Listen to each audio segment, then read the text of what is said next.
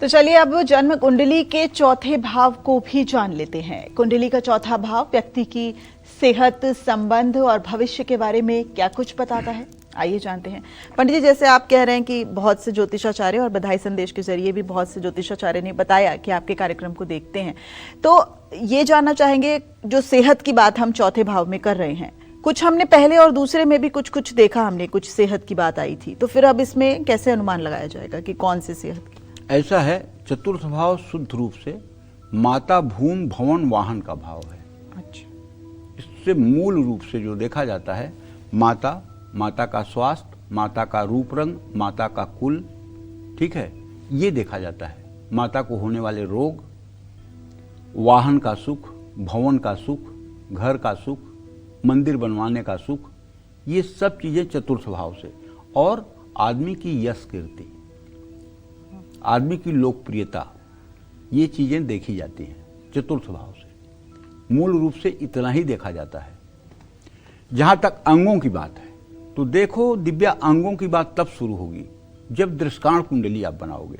जब दृष्काण कुंडली बनेगी, कौन से दृष्काण में व्यक्ति का जन्म हुआ है, तो चतुर्थ भाव किस अंग का प्रतिनिधित्व कर रहा है।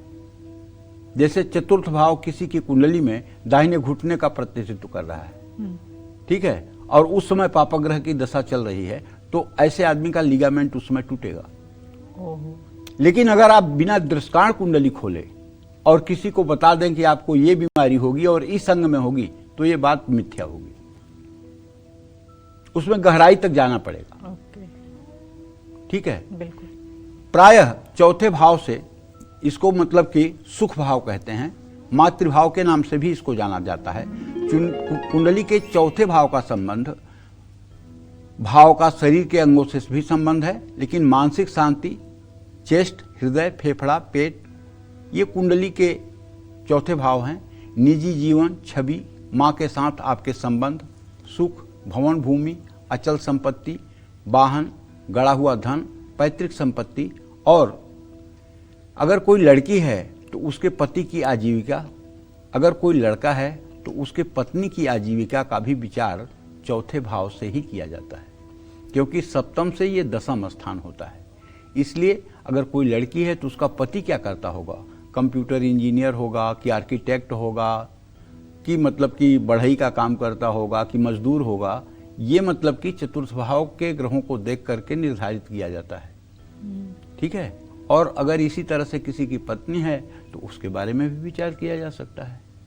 तो कहने का आशय यह है कि देखिए, ज्योतिष एक अथाह सागर है, अथाह समुद्र है।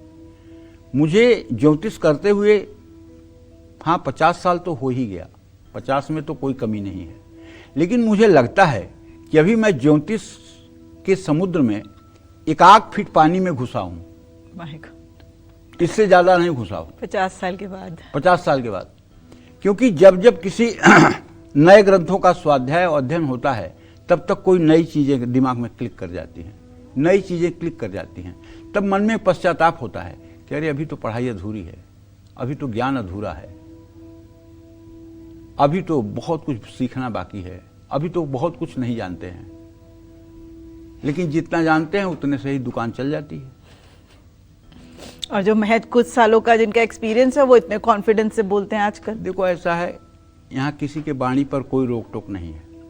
और एक बात सुन लो, जिसके पास गंवाने के लिए कुछ नहीं होता है, वो कुछ भी कर सकता है। जिसकी न तो लोकप्रियता है, न तो फैन फॉलोइंग है, और न जिसको मतलब कि बहुत लोग आस्था विश्वास से देखते हैं, वो चाहे जो उल्टी सीधी भविष्यवाणी सोशल मीडिया पर कर दे, चाहे जिसके बारे में जो बोल दे, अरे नहीं सही हुई तो क्या कर लोगे, उसका नहीं सही हुई तो क्या कर लोगे।